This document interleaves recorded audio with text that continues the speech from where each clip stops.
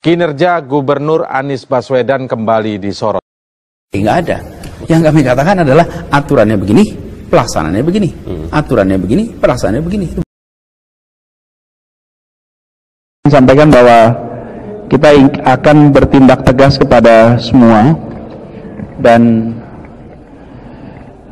pesan yang harus diingat bahwa bukan hanya pelanggaran rakyat kecil yang jadi perhatian. Ini berbeda dengan pedagang kecil yang melanggar juga, tapi karena kebutuhan. Harus diteruskan menurut saya. Ini berbeda dengan pedagang kecil yang melanggar juga, tapi karena kebutuhan.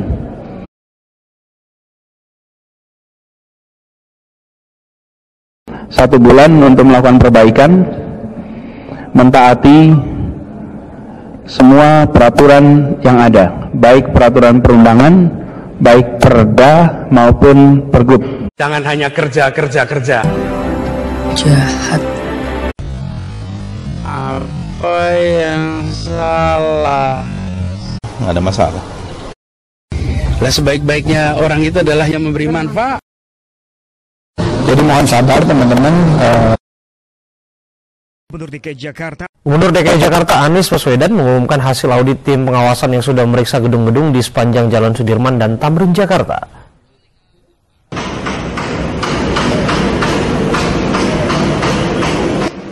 Setelah melakukan pemeriksaan, Gubernur DKI Jakarta Anies Baswedan akhirnya mengumumkan gedung-gedung yang melanggar. Salah satunya adalah gedung yang tidak melengkapi sumur resapan. Dari 77 gedung yang diperiksa, hanya 40 gedung yang dilengkapi sumur resapan. Bukan Tindakan Pemprov DKI ini sebagai bukti bahwa bukan hanya pelanggaran rakyat kecil yang jadi perhatian, tapi semua yang kuat dan besar. Minggu depan penertiban ini pun akan berlanjut untuk kawasan Jakarta Barat dan Jakarta Timur. Karena kebutuhan, tapi pelanggaran yang sifatnya yang melanggar juga, tapi karena kebutuhan. Kemudian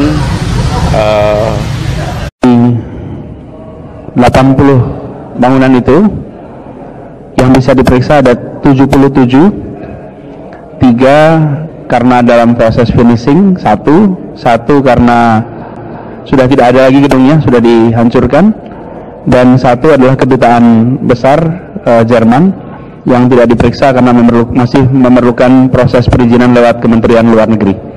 Jadi dari 77 itu, tapi sebelumnya saya ingin sampaikan bahwa kita akan bertindak tegas kepada semua, dan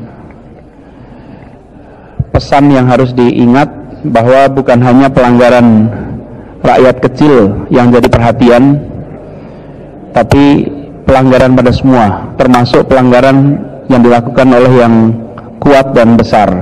Masalah yang ada di sekitar Sudirman Tamrin yang terkait dengan lingkungan hidup adalah dilakukan oleh pengelola pemilik gedung yang secara skala ekonomi sebenarnya sangat kuat, yang mereka bisa melakukan semua hal yang diwajibkan oleh perda.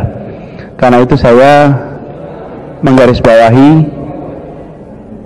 pelanggaran-pelanggaran yang terjadi di sini itu bukan pelanggaran yang sifatnya karena kebutuhan, tapi pelanggaran yang sifatnya karena keserakahan, keinginan untuk mengurangi biaya, keinginan untuk meningkatkan keuntungan yang justru punya dampak kepada lingkungan hidup.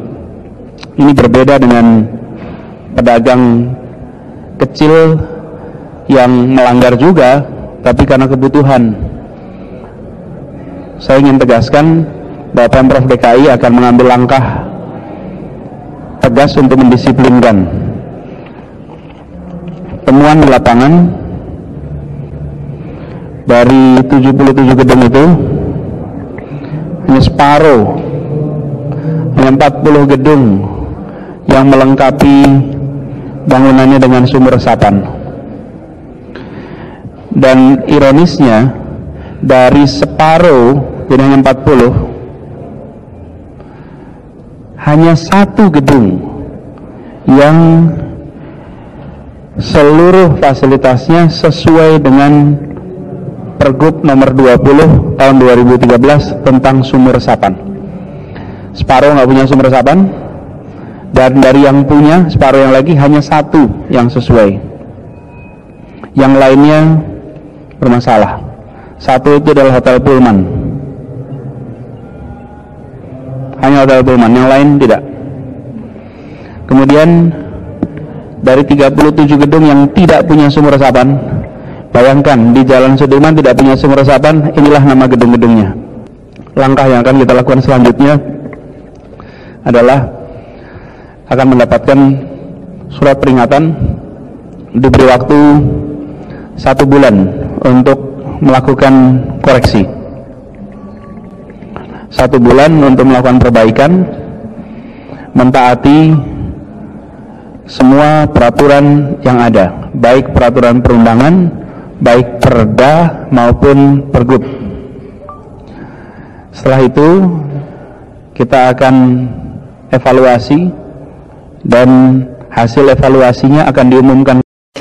Lebih baik kalau nggak tahu persoalan jangan berkomentar gitu. Mikir. Ada praktek yang sesuai dengan tata kelola. Nah, kelola.